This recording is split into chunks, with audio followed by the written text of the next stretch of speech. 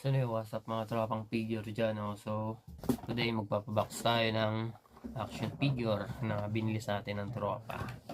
So si Luffy, si Sabo, at saka si Ace.